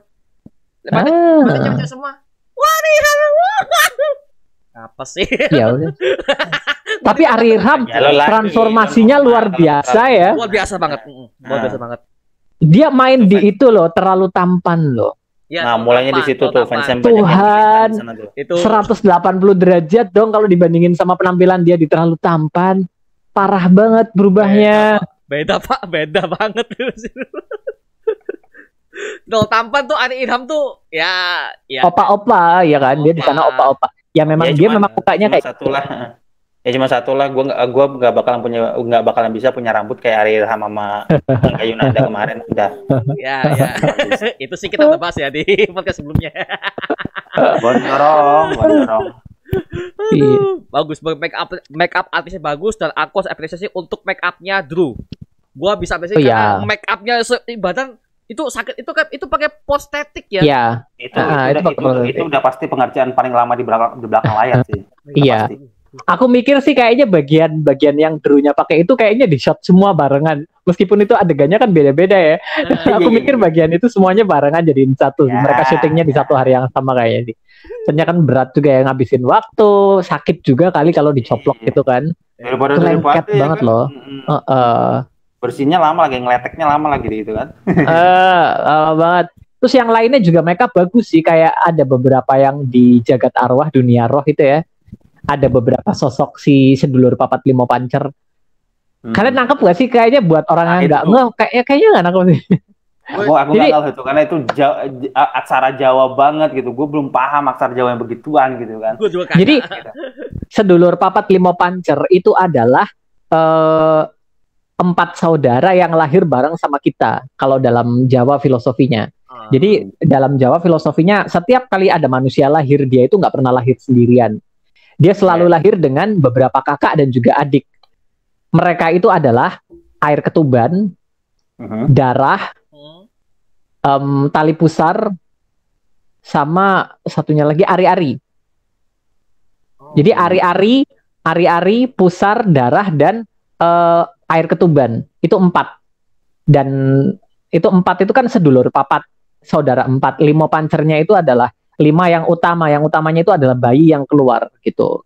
Jadi dikatakan mereka itu selalu menjaga si bayi, selalu menjaga manusia di kehidupannya. Si 4 saudaranya itu selalu menjaga. Dan kadang kan filosofinya kan tali pusarnya kan di itu ya, di kubur gitu ya.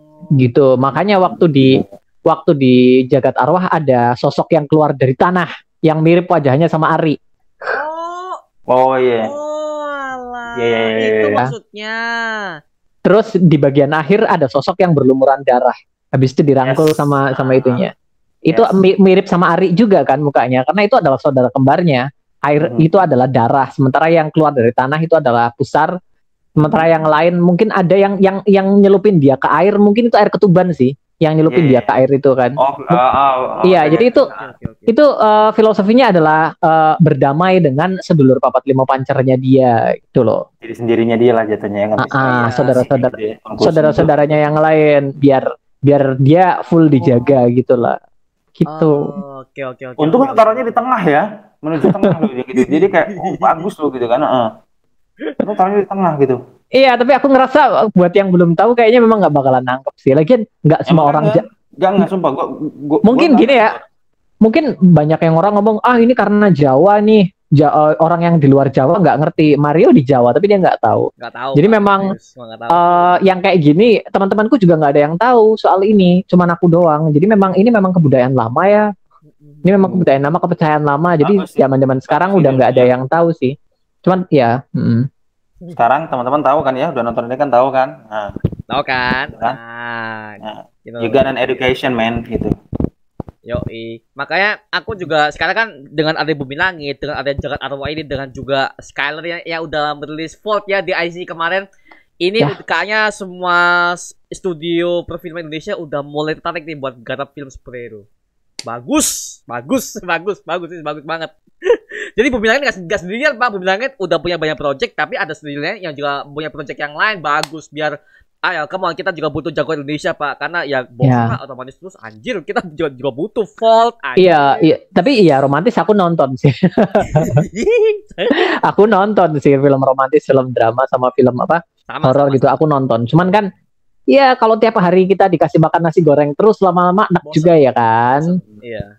Sesuka apapun kita. Jadi ya kita suka sama film-film drama, perempuan bergaun merah, horor. Kita juga suka. Cuman ya seperti yang aku bilang tadi, kalau industri filmnya melulu ada di genre itu bakalan ngebosenin juga gitu kan. Kita bakalan lama-lama sebagus apapun filmnya, kita bakalan ngerasa agak bosen juga nontonnya. Mencuri Raden Saleh, ya Allah, aku lega banget penontonnya 2 juta lebih. Lebih. Aku beneran lega banget. Lega banget. Bagus. Mau menyentuh 3 itu sebenarnya. Mau menyentuh 3. Iya. Menyentuh 3 itu. Iya. Sampai tayang loh, Pak. Sampai sekarang masih tayang loh, Pak, di bioskop. Dan tahu Di tempatku udah nggak ada. Salah satu yang bikin dia nggak nyampe 3 juta ternyata ada bajakannya. Ya, di Malaysia ya. Waktu di Telegram. Jadi waktu pertama kali tayang di Malaysia, udah banyak yang nyangka sih waktu tayang di Malaysia udah pasti bakalan bajakannya keluar. Sebenarnya bukan menyalahkan Malaysia ya. Indonesia juga sama, kalau ada film luar negeri yang tayang di Indonesia otomatis bakalan ada itunya juga. Film Indonesia kalau ada bajakannya di Indonesia itu bakalan diburu. Karena sineasnya ada di Indonesia, ada di negara sendiri ya kan. Ya. Mungkin ini bakalan kerasa lemah kalau ada di Malaysia. Mungkin maksudku kan karena sineasnya bukan dari sana dan segala macam. Mungkin agak-agak mungkin entahlah, mungkin tapi iya pertama kali nyebar gara-gara itu sayang banget sih. Dan itu ketika ketemu di Telegram, gua iseng aja nanya ini adminnya siapa gitu, nggak ada yang jawab. Ya udah gua report aja. Gua report dengan keterangan pembajakan itu hilang langsung. Iyalah. Jadi buat kalian kalau nemu kayak gitu-gituan di report pembajakan. Aku nggak pakai Telegram, jadi aku kurang tahu sama sistemnya kayak gimana. Sama, itu ya. Aku nggak Telegram, nggak tahu. Report aja. Gua sekarang udah malah nggak ragu-ragu lagi gua ketika Iya, jadi negara gua, tanah air gua gitu. Bikin film udah bagus. Lagi filmnya bagus banget, gila kalian ya. Iya. Beneran bagus filmnya. Ada versi cam recorder gitu-gitu. Udah report aja lah gitu. Bodoh amat lah. Orang mau bilang sok idealis. Apa? Gitu kan. Dikira so suci, bodoh gitu. So suci, bodoh amat. So suci. itu gitu.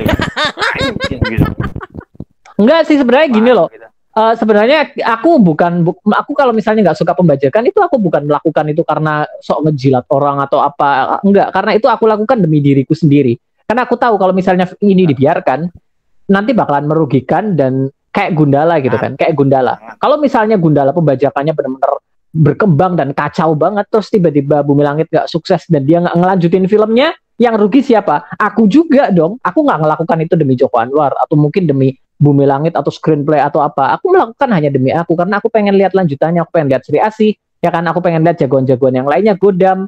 Aku nggak mau dong dirugikan orang hanya karena bajakan. Makanya kalau ada kayak gitu aku langsung lapor, aku langsung report, aku kasih linknya ke pihak yang bersangkutan yang punya filmnya biar di report sekalian. Mau bodoh amat, mau pada bilang aku ngejilat atau apa, terserah. Aku melakukan demi aku sendiri kok. Karena sayang banget goblok. Kayak gitu-gituan itu susah. Akhirnya saya bisa benarkan lagi jangan kacau ngomong goblok di kuping gua. Enggak gini loh. Itu merugikan sekali, bukan buat sineasnya juga, buat penontonnya juga, sayang. Iya, benar-benar. Sampai gue mikir ya udahlah, kalau kalian orang Indonesia mau ngebajak film luar negeri, serah lah gitu kan, serah lah, bodo amat lah, mau kalian rekam sampai habis, serah lah gitu. Tapi jangan film kita dong gitu. Film kita tuh udah bisa ditonton bioskop langsung udah gitu. Kayak apa ya? Lagi bioskop gimana ya? Gue karena tahu blueprintnya itu sih, makanya gue mikir kayak gila, pembuatan filmnya luar biasa sekali. Mencuri Raden Saleh. Ada yang ngebajakin report aja lah, nggak usah babi-babibu lah gitu kan, yang tahu gue juga gitu kan. Ngomong-ngomong ya, Umay Syahab, di tweet dong sama Bang Joko Anwar. Serius? Kalian nggak tahu ya. Jadi baca. Iya udah baca. Jadi ada yang Umay itu ngeposting foto selfie doang gitu kan sama Ari Irham. Raga di Jakarta Arwah, dia ngeposting. Terus nggak ada yang nge-reply @Bang Joko Anwar masukin Umay ke BCU dong. Bang Joko Anwar jawab, oke, siap. Ya kan belum, Pak. Belum.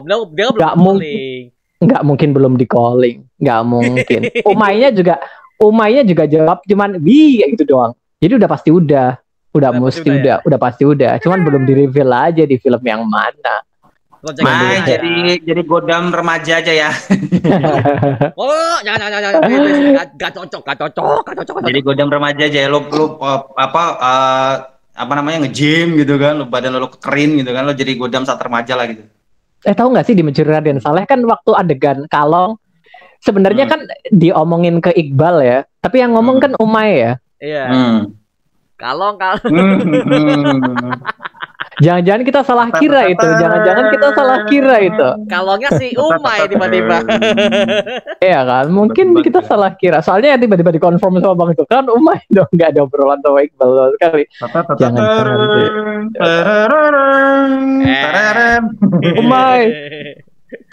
Jadi kita balik lagi ke Jakarta Arwah. Harapan aja lah ya buat Jakarta Arwah ya. Oke, ya Buat Jakarta Arwah buat ya. our hope gitu. Harapannya nih Jakarta Arwah sequel gimana nih buat kalian nih? Dari aku dulu sebelum kalian nih. Untuk sequel Jakarta Arwah, please ya cerita lebih kompleks lagi, tujuan mau kemana lebih jelas. Satu itu harapanku. Dan kedua, please technical sound effect dan juga dialog back sound itu harus seimbang. Harus seimbang semua. Jangan ada ketutupan, jangan ketinggian. Dalam fasenya mau kemana harus jelas. Maaf, di film pertama ini hampir berhasil menurut gua. Karena ada beberapa fase yang menurut gue tuh kok gini, fase kok gini malah di ending lah.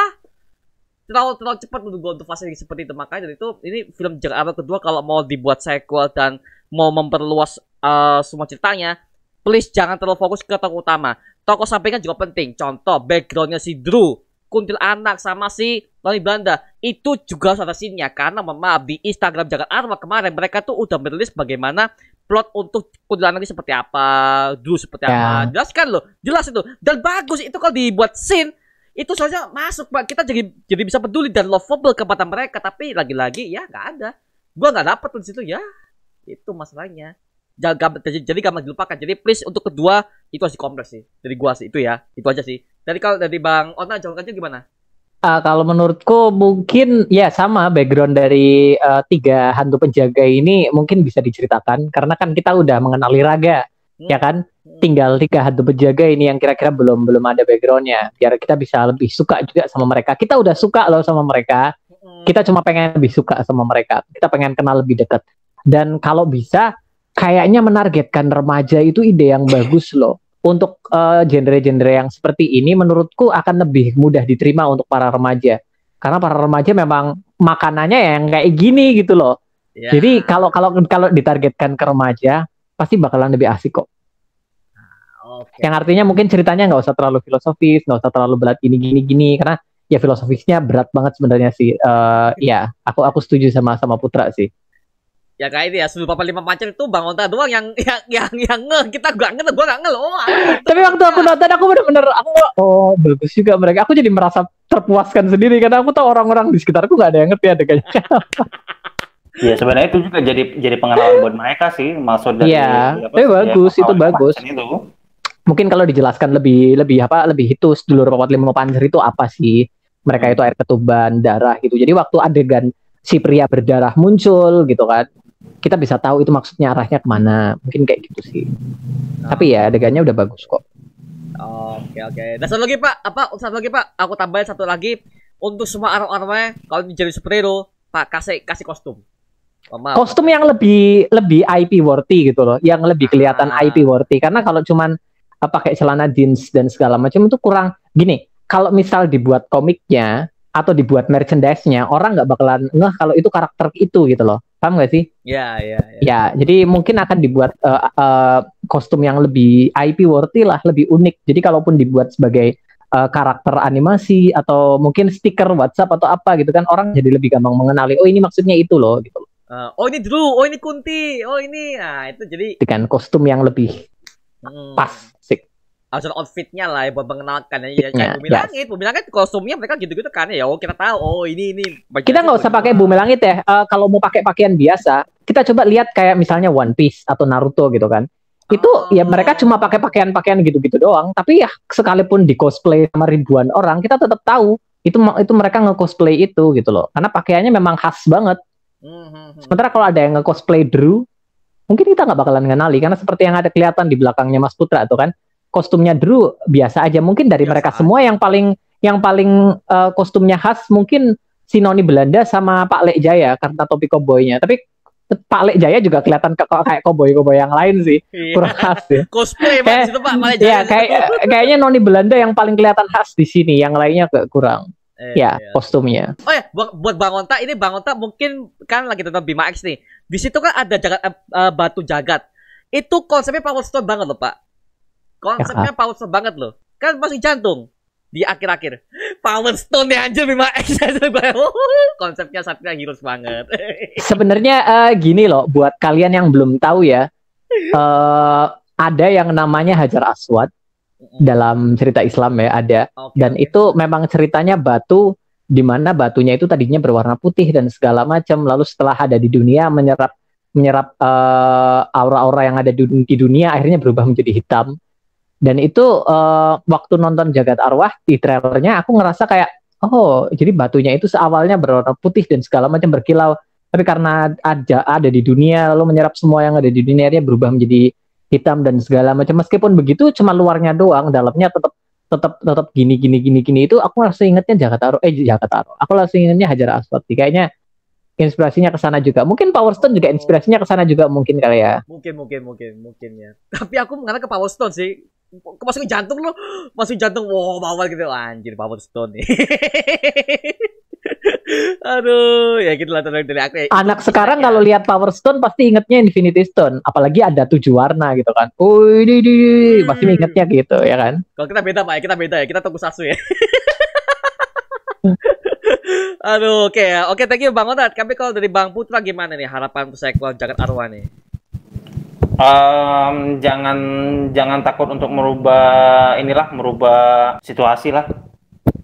Karena di akhir kan udah dikasih tahu bahwa akan ada perang darah gitu kan. Ya. Wow. Nah, aku pengen perang darah. Iya.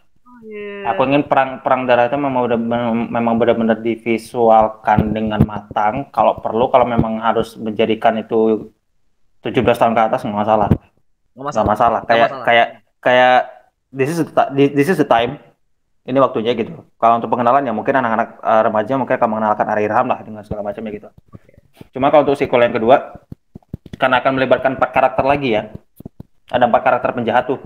Nantinya kan apa tuh namanya itu lupa gue. Aksara Jawa juga namanya itu. Itu makanya tanpa subtitle di bawah tuh gue susah untuk menghafal ini itu apa pasukan. Sebenarnya sih pasukan darah ya. Nama aslinya. Ya, Nah ada 4 orang tuh gitu kan. Nah pasukan ini tuh yang akan membuat ya itu tadi ya perang darah itu tadi kan. Nah maksud gue gini, kalau memang mau dibuat sequel, ya lebih berani lagi lah gitu. Karena konsep di awalnya udah berani. Cuman yang kedua mungkin lebih berani lagi, terutama untuk mengusung tema-tema yang ya sorry itu sih perang yang akan sedikit berdarah-darah. Sangat menarik menurut gue, sangat menarik. Bukan berarti kan aku udah dewasa terus senang lihat yang brutal-brutal, enggak juga gitu. Tapi ya namanya perang darah. Ya kan, harus gitu. Ya perang darah. Ya walaupun masih menggunakan kekuatan yang magis atau apa ya kita lihat lah yang udah kayak Hollywood gitu. Bikin gimana sih seorang Wanda Scarlet Witch yang membuat sampai berdarah seperti itu gitu. Kayak gitu lah kan.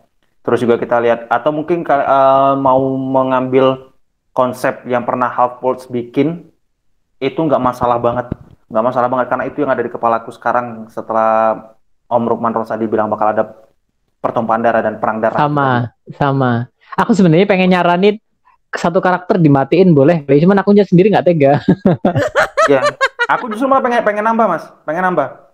Jadi yang ada di kepalaku adalah semoga ya ke depan ada Banaspati versi. Ya, Banaspati itu keren banget pasti kalau iya kan Banaspati versi Visinema. Atau mungkin ya boleh lah kalau sana yang mau ngambil lagi ada Palasik, oke lah gitu Palasiknya gitu. Kalau Palasik kayaknya agak brutal nggak sih kalau ditampilin?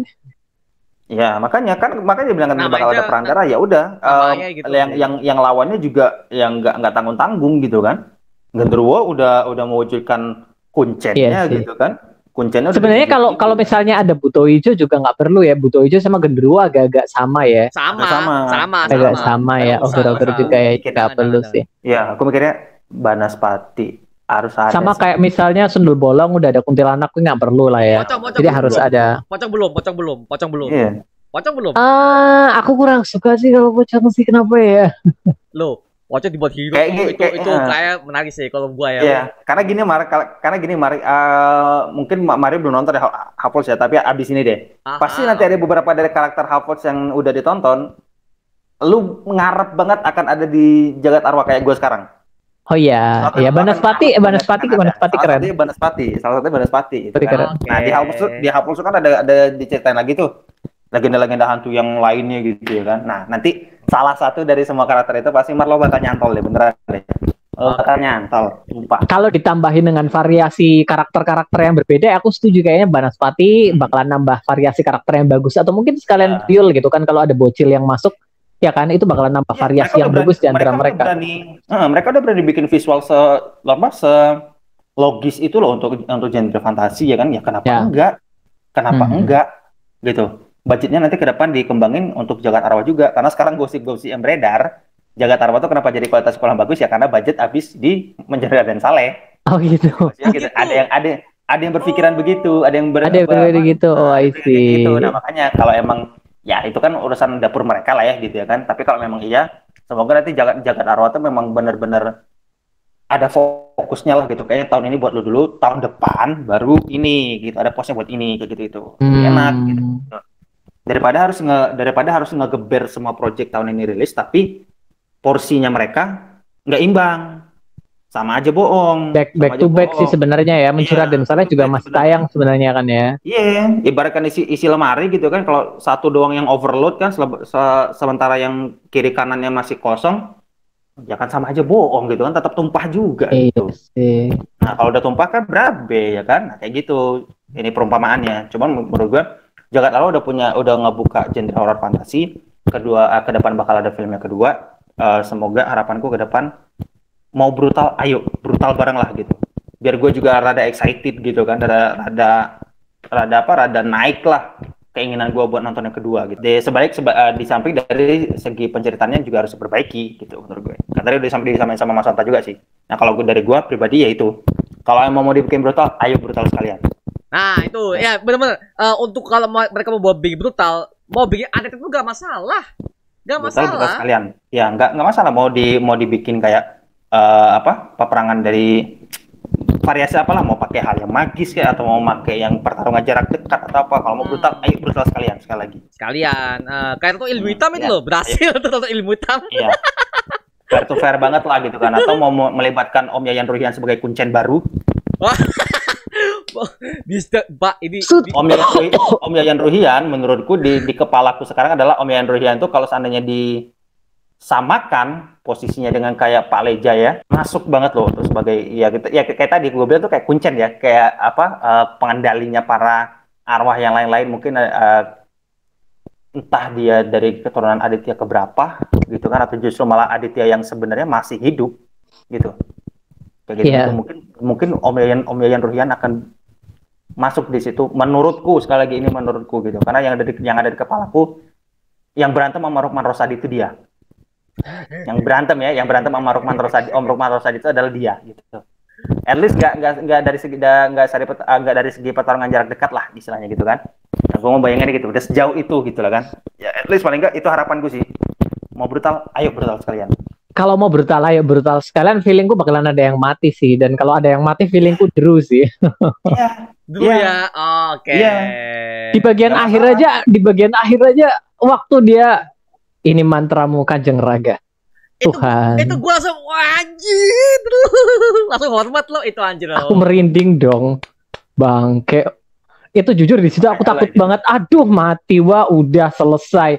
Untungnya dia masih selamat sih, untungnya sih. Kayak mati seperti sequel kedua, Pak. Tapi kalau mau brutal sekalian, feeling gue nih gua mati. Iya. Karena nanti kan ya Om Rukman Rosadi sendiri yang bilang gitu kan, akan ada perang darah gitu kan. Nanti kalau ada yang ya pasukannya udah siap gitu, dan pasukannya udah siap dibangkitkan gitu. Empat orang main villainnya nih, siapa yang mau dibawa lagi nih gitu kan. Ini kan masih kecil skalanya nih gitu kan. Skala pengenalan antar keluarga aja lah gitu kan, antar keluarga yang pertama. Lagian bisa juga nggak sih kalau mereka dari sisi penjahatnya punya roh-roh yang lain buat dilawan, bisa nggak sih? Kayaknya bisa ya. Kayaknya bisa ya. Bisa. Karena ya itu tadi yang empat orang tambahan itu tadi salah satunya bisa aja.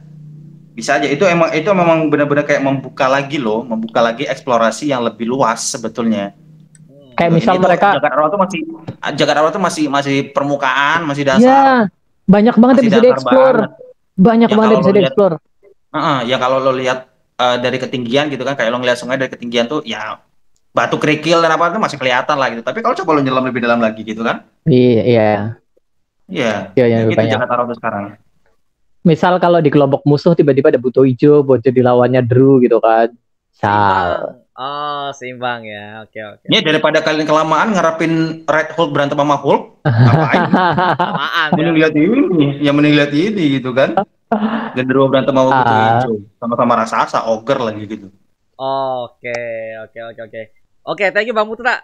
Aku ada tambah satu lagi sih. Ini sebenarnya Tambahan mulu kau. Maaf. Ini receh tapi mungkin bisa dikembangkan, please ya. Untuk kisah kedua nanti, terutama dengan kisah pencintaan si Kunti dan si Dinanda. Sudah kuduga. Ya, mohon maaf untuk ini, untuk otomatis ya itu harus ditingkatkan lagi. Agar apa? Ya, mohon maaf nih, itu udah bagus di film pertama. Di film kedua, mungkin si Naga ini mungkin ada cewek kedua, mungkin jadi si Kunti bisa cemburu karena di film pertama ketika dia cemburu tuh cute banget, serius cute banget anjir. Bagus ya Sinaldara ya. Kamu sudah mencari Cari aktris lain ya, jangan ya Visinema mungkin bisa gait aktris lain ya, jangan Aurora Amanda lagi gitu. Jangan Rachel Amanda lagi gitu, jangan yang sekitar-sekitar itu lagi lah, banyak kok. Banyak, gitu. cewek itu banyak. Lo bisa, banyak. iya, lo bisa. Siapa tahu Agnini gitu kan? Bukan Agnini. Siapa itu? Visinema lagi. Di Ben dan Jody siapa satunya Agnini? Oh itu siapa tuh yang pertama ya? Ya, itu aku lupa nama Hana. Visinema juga itu. Ya. Visinema juga. Bisa juga. Ada Visinema aku suka sama dia. Tapi aku suka sama dia. Ya mungkin pemeran perempuan yang selanjutnya mungkin ya Nabila. Di kepala aku barusan udah ada. Nabila sih. Di kepala aku barusan udah ada aktrisnya di luar Nabila. Aku mau Nabila. Siapa? Nabila jadi mungkin. Kesha Lefronka. Itu kan jauh banget. Itu jauh banget ya. Kesha Lefronka. Mungkin nggak akan banyak yang bisa menerima ya karena masih terlalu muda ya. Tapi buat gue sih untuk diduetkan dengan Ari Irham. Ya Irham juga masih muda sih. Irham bocah banget sih. Tampilannya masih bocah banget Irham sih. Yes. Kesha Lefronka itu sebenarnya masih bisa diperhitungkan banget. Dia keturunan Jawa banget coy. Jadi nggak akan kaku lah untuk fight kayak gituan. Akan kaku lah. Oke. Ya ampun aku kepikiran itu dong. Larati kemarin. Nah kayak gitu tuh. Nah. Oke, kalian udah masing-masing udah ngeluarin ya. Aku itu aja deh. Siapa lagi aku lupa lagi namanya. Tapi aku ada bayangan satu yang jadi partnernya dia di Terlalu Tampan. Ini siapa namanya? Nikita Willy. Nikita Willy. Iya kan, nggak apa-apa dong Nikita Willy ya kan, dengan vibe-nya agak-agak sombong kayak gitu. Di Terlalu Tampan kan dia karakternya kayak gitu kan, kayak bucin teman pura-pura doang gitu kan, terlalu sombong laganya, cuman sebenarnya naksir gitu kan. Masih jaim banget. Anime banget ya. Anime banget dia cerita anime banget itu. Tapi gak apa-apa sih, masuk sih. Dia juga orang Jawa kok. Oke lah, itulah ya udah harapan kita dari Jagat Arwah kedua. Semoga aja film bagus, dan buat yang nonton sekarang juga, buat meskipun kalian yang belum nonton tapi udah ke spoiler ya, tonton dulu. Kalian bisa merasakan experience kalian sendiri, jangan terlalu kepatuh sama reviewnya orang lain. Karena maaf nih, banyak banget orang-orang yang lihat review gini kok jelek ya, aku ya belum tentu sesuai sama selera kalian kok. Dan buat kalian yang di kota tertentunya aku nggak bisa nyebutin karena aku lupa. Tapi ada di kota tertentu, bisa kalian cek di Instagramnya Jakarta Arwah. Di situ ada XX1, CGV, CGV itu sama Sinopolis. Kalian kalau nonton di tempat-tempat tertentu, kalian bisa tukerin tiket kalian sama kartu karakter yang berisikan Raga, Kunti, Drew sama Noni Belanda. Ya Tuhan, di tempatku nggak ada. Kalian dapat nggak? Enggak dapat. Surabaya nggak ada. Surabaya kota besar nggak dapat. Kampret. Aku nggak dapat. Pada kartunya bagus banget, gila. Aku pengen doang punya. Aku mau dapat juga tapi ya. Padahal ya satu tiket dapat satu kartu ya harusnya kan. Sementara kemarin aku nonton berlima, harusnya aku udah dapet 4 tuh, udah komplit tuh. Tapi nggak ada di Pekalongan. Nggak ada di Pekalongan. Maka di grup WA buat ngakak ya Bang Nonton nambah Pekalongan sendiri di bawah, gua ngakak aja. Ya. Gue di sini polisi nggak dapet, cuma dapatnya kartu Mencuri dan Saleh doang, fotokartnya gitu. Oh Mencuri dan Saleh dapat, ada fotokartnya. Ada, ditawarin sini... lo mau bilang mana bang gitu, mau yang Iqbal atau Agnini lah, gue normal gue bilang gitu kan. Iya nggak apa-apa kali ya. Ngapain gue nyimpan foto Iqbal gitu. Aduh apa? Kalau Bang Mencuri Saleh, semua toko ya cowok ceweknya itu ikonik semua. Ya mereka karakternya. Tapi di Pekalongan nggak ada kartunya. Lucu Raden Saleh juga nggak ada kartu di Pekalongan, kayaknya nggak pernah ada kayak gitu-gituan. Heran aku mah. Biskopnya hello, please lah. Ini kalau sampai Seri Asi ada kayak gituan dan aku nggak dapet, awas ya. Wait. Seri Asi, kalian nanti lihat ya apa yang akan aku pakai di Premiere ya. Aku mau sebarkan semuanya itu. Oh, Anda mau cosplay? iya. Anda mau cosplay? Anda mau Nggak cosplay? nggak cosplay. Aku udah beli dong jaket yang sama kayak Tangguh, jaket hijau, dan rambutku juga udah potong gaya sama ini. Oh Yang iya, rambutnya jaket Tangguh hijau banget army tuh. itu. Hijau army jaket- bukan sih? Iya, army hijau. kayaknya tuh. warna hijau army, cuman nggak ada loreng-lorengnya sih. Hijau itu doang. Official merchandise-nya udah gua ambil satu. Wih, yang mana? Hoodie. Oh dia ya. Hoodie logo Sri Asi. Kan nggak dapat tuh yang di Indomaret kemarin kan. Iya. Oh juga gak dapet lo ya, gak dapet lah gue. Nah, akhirnya gue beli sendiri gitu. Mau bang bisa nggak pakai poinnya? Oh nggak bisa bang, orang Indomaret nggak boleh ikutan. Oke siap. Padahal mau gue ganti tuh poinnya tuh gitu kan. Cuma ya udahlah. Tapi kayak gue yakin Sri Asi pasti bakal punya merchandise kayak gitu sih, kartu buat tuker tiket pasti sih. Please dong, tolong Pekalongan dong. Gue lupa John, dia juga punya kostum baju full print dong. Ya, baju full print kostumnya ya. Cakep banget. Antarlah gue pikir pas Aku juga lagi mikir-mikir tuh kostumnya itu kan baju. Nonton lah, gue belilah gitu kan. Oke Pak. Full print bro. Oke lah ya, itu aja yang mengenai podcast kita mengenai Jagat Arwah. Terima kasih buat kalian untuk menonton video ini, dan terima kasih juga buat Bang Onta Jagon Kancil dan juga Bang Putra yang sudah minta waktu untuk membahas Jagat Arwah ini. Oke.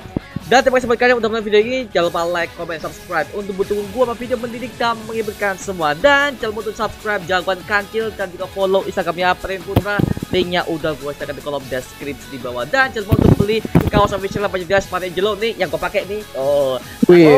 Langsung aja beli karena itu pre-order dan juga persediaannya sudah terbatas. Sampai jumpa di video berikutnya Pak. Adios. Wuhuu.